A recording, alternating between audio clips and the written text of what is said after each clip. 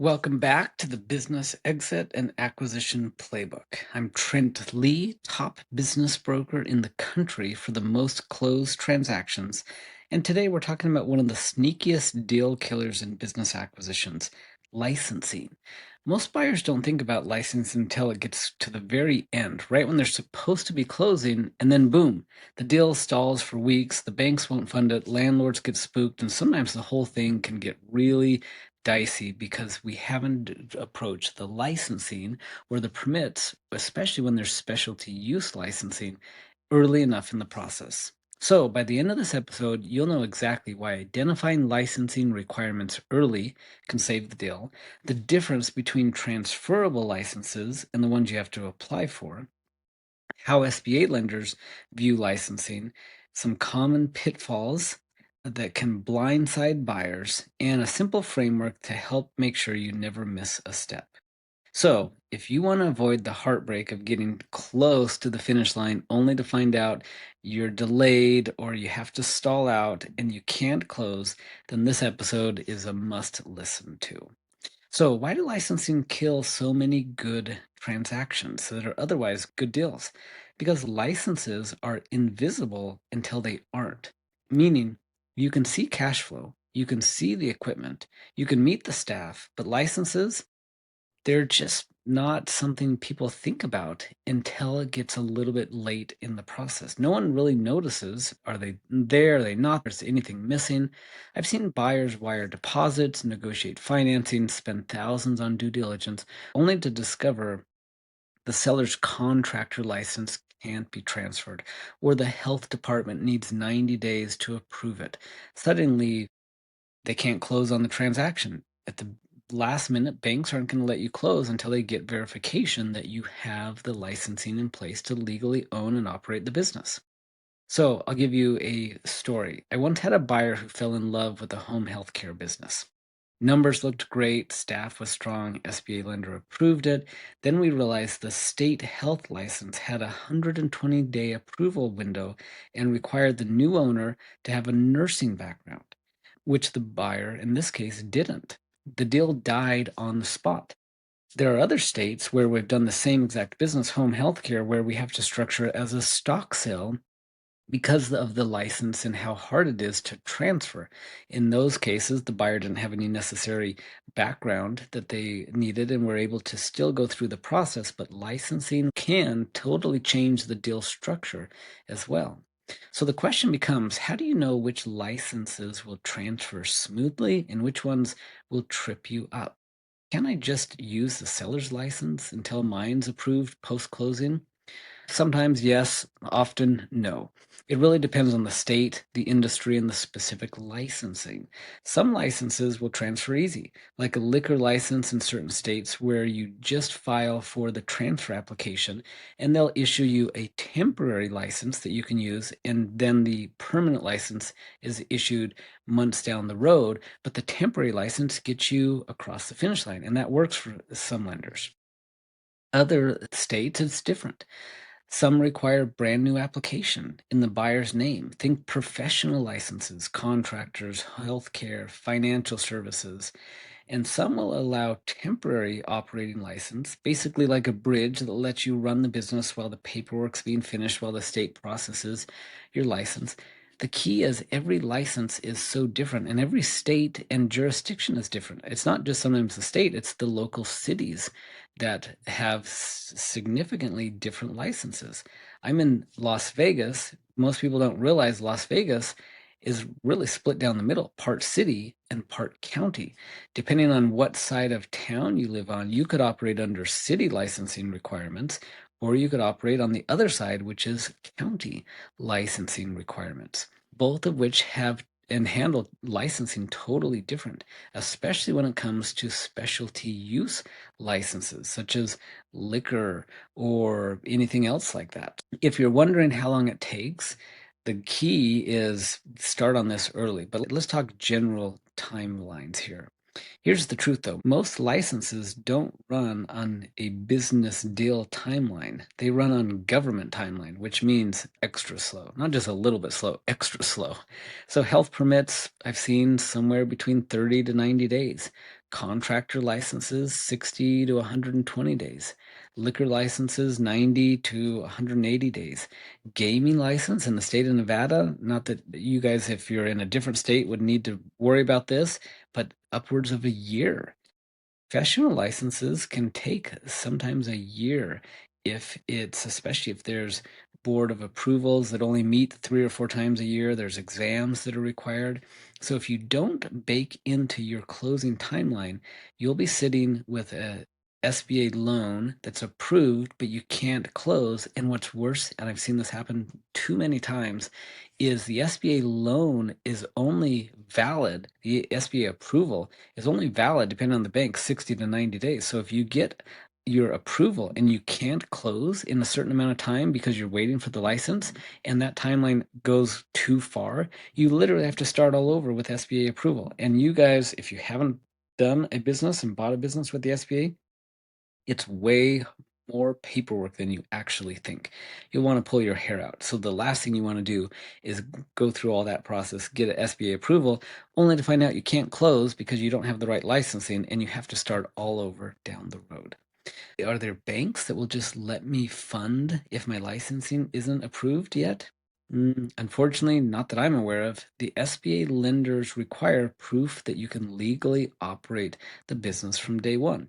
That means the licensing must be either transferred at close or you must have a temporary license or a fully approved license with the state and the city before closing. Some lenders will issue a commitment letter subject to licensing, but they won't wire funds until the licensing clears. So if you ignore this, you could end up with a signed asset purchase agreement, a seller who's ready to hand you the keys, but no funding. There are other types of jurisdictions, in fact, one of them here locally, where you can't get a license until post closing.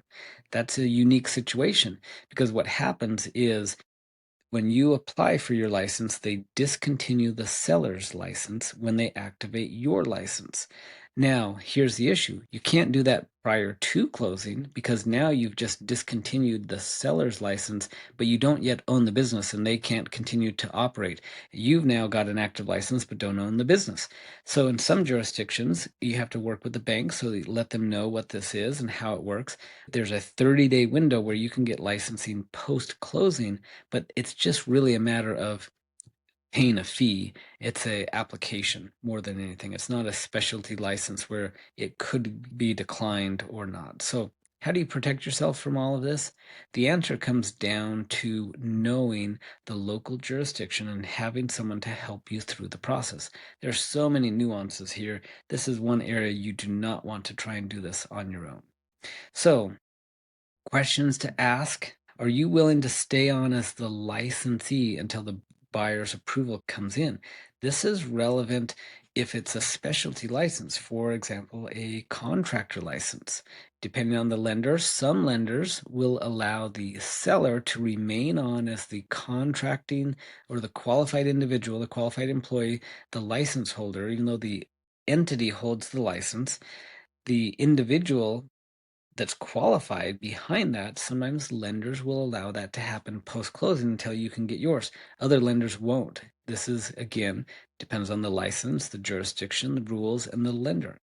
Sometimes they will, sometimes they won't. The key is you need to work and have this upfront, have plenty of these conversations so it's not news to you at the last minute. Now, since we're talking about contractor's license, what if you don't have the experience as a contractor's license to get one yourself? First off, I tell you, probably it's not a good idea to buy that business. If you don't have experience as a contractor, yet you're buying a business that has a contractor's license, I would usually steer you away from that. But some people are just dead set on buying that type of a business, even though they don't have experience. So you do have options. First, hire a qualifier with the right experience to sit in as the licensee. Now, you need to double check with your lender and the state contractor board what the requirements are. Some lenders won't allow that to happen unless the licensee has equity, even if it's just 1 or 2% equity in the business. Some states won't allow a qualifier to have their license associated with more than one entity. Some will, based on the amount of ownership that they have. Another option is partner with someone who already holds the license, ideally with some skin in the game, so they can't just walk away. If you think about it from a lender standpoint, this is why some lenders don't love this idea. What happens if you bring someone in? Let's just say a random employee. What's stopping that employee from quitting tomorrow, taking his license with him, and then you have no business because you don't have a license? You're out of business. You then can't pay the lender and you can't service the debt. That's why lenders will be picky on this. So you need to work with your lender and the contractor board. You could hire a placement service. In fact, if you're interested, I can get you connected with someone. That's what they do for their business. They will go out and find a qualified individual to come in, sign a long-term employment agreement with you to be that license holder. So there's options here. The key is just to know you're working with someone to walk you through all of these options. Unfortunately, I've seen buyers ignore this, close the deal, and then realize they can't legally get the right licenses, permits. The SBA blocks and ensures nothing like that happens if they're involved, but lots of transactions, SBA is not involved. And if you don't have that safeguard, you find yourself closing on a transaction and not having a really good foundation set up from a licensing standpoint, and then you're in trouble. So, what do you do if you're in this situation?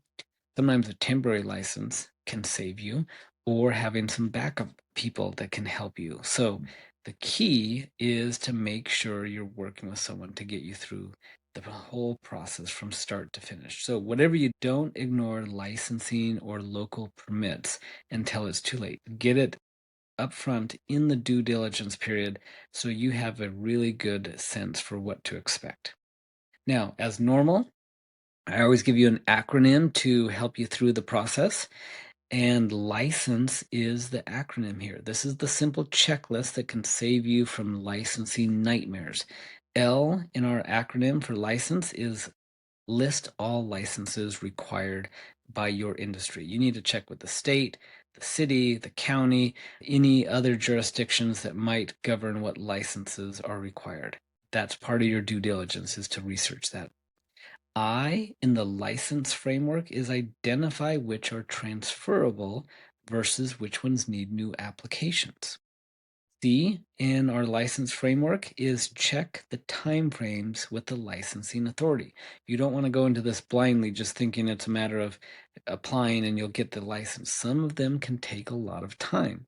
So don't let the government's slow timeline derail your deal because you didn't check. E in our license framework is engage the seller early about cooperation. You want to have them help you walk through what licenses are required. They will have a good idea and they can pretty much tell you. You can also hire a licensing consultant that can get you through all of this. And finally, N is notify your lender about the licensing requirements. Make sure you work with your lender on what licenses are required and the timeline so that you, the seller, everyone involved is on the same page. Next is S in our license framework, secure temporary licenses if available. And finally, E in our license framework is estimate the real cost of compliance. How much is it going to cost you to get the licensing? And if you need to hire someone to be that qualified individual or that license holder, you need to factor that in. And so if you run through this checklist before you sign anything from an asset purchase agreement, as long as you're doing it in the due diligence period, you won't be blindsided. This is going to be key to making sure you may have good help throughout the whole process. So research what's out there. Get a good handle on everything that's required for the licensing. Licensing can kill the deals if they're not known up front, the timelines aren't planned for, and you don't know if they're transferable. Remember, SBA lenders won't fund until you can legally operate the business with all of the licenses. So cooperate with them through the whole process.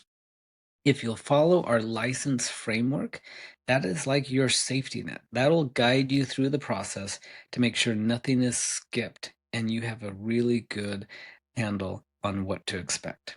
We'll continue making progress through each of these videos, but licensing should not be an issue as long as you get involved early in the process and thoroughly research what is expected.